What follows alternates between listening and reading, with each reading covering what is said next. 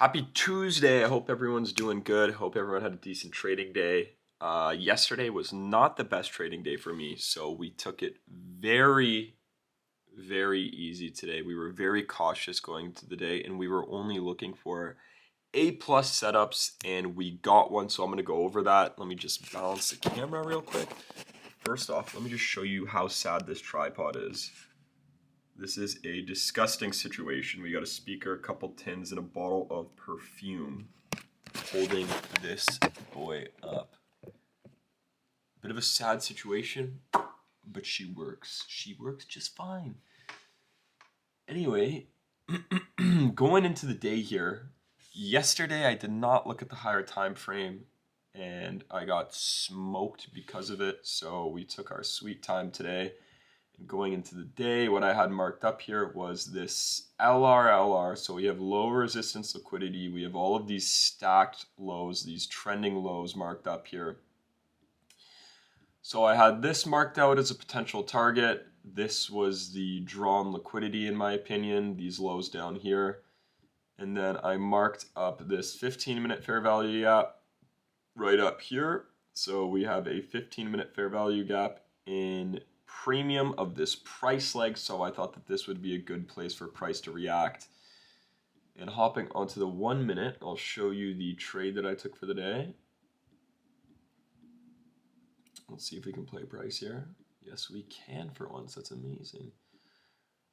All right, so again, I was short bias on the day. This is the 15-minute fair value gap marked up on the higher time frame, and I'm looking for my entry model, which is going to be the inverse fair value gap. So I'm looking for the IFVG on the lower time frame, and at this point, I'm thinking, okay, it looks like we just have a big reversal. There's really not a lot of places for me to hop in short here. This is just a huge drop.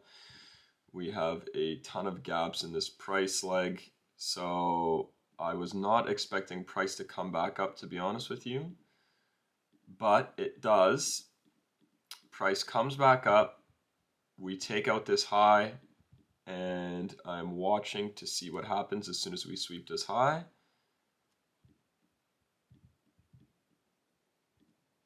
So once again, we're back inside of this higher time frame point of interest, back inside of this 15-minute fair value gap. And I want to see if price is going to hold this gap.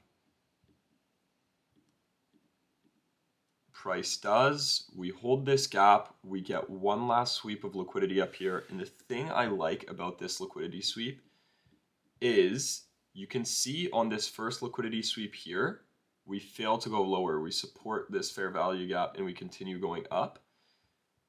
When we sweep liquidity here, we get a decent sized candle, this yellow candle, or sorry, this green candle right here, closing above this high. So this green candle closes about 10 points above this high, and then we get another little push. So this to me shows that maybe we're not ready to reverse as price is pushing decently hard above this high. The thing I like about this sweep of liquidity and what tells me that we may be ready to reverse here is the fact that we barely displace above this high. We barely displace. All we get is small wicks sweeping this high, small wick here, small wick here, small wick here, and then we get a lot of displacement to the downside. So this to me looked like a quick manipulation over this high before a reversal. So I like the fact that we barely take this high here. We're still holding this 15-minute POI, this point of interest. We have the low resistance liquidity on the higher time frame below. And yeah, that's basically it. So these were the confluences for this trade.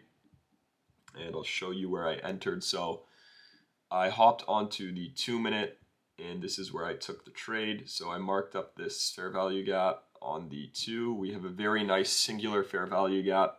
As you can see, once again, barely displace above this high here.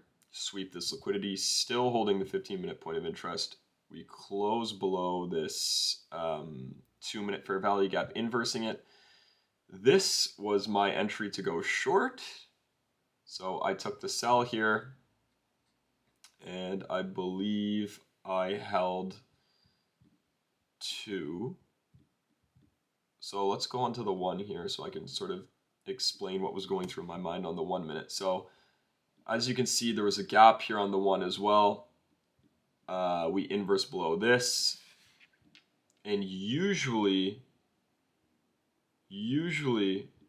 if price were to come back up like this, it would have stopped me out. So I put my stop loss to break even here, but we made equal lows. So the fact that we made equal lows gave me the confidence to hold this trade. So we come down, we make equal lows, price comes back up. I'm in a little bit of drawdown, but I decided to hold on to the position. Usually I'd put my stop to break even if I was up 10, 12 points.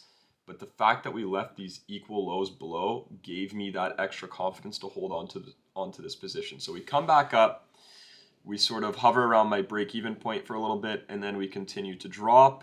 And sorry, let me just move the break-even. And I believe I took my position off right around here for a $300 win. And I know it's not the largest win, but yesterday was a bit of a brutal day for me, and I believe the Apex account had $1,000 of drawdown. I like to take bigger positions. I like to trade a full contract when I'm taking these challenges, so I was okay to take the $300 just to bring that buffer up a little bit. So the drawdown on the account's now sitting around $1,350, $1,400, which I feel like is a relatively safe buffer for me. And again, I could have held on to this trade a little bit longer if I wanted to, but I was happy with the $300 on the day. It's the day before CPI, and hopefully I can catch some bigger trades to get this account passed in the near future. But as you can see, price just continues to drop, which is a little sad to see. But again, I'm happy with the small profits on the day. Yesterday I got smoked, so I am okay to take my 0.6% and move on to tomorrow. So tomorrow is CPI. It should be interesting. We have red folder news at 8:30, so let's see if we can catch a banger tomorrow. And that's it. It's today summed up.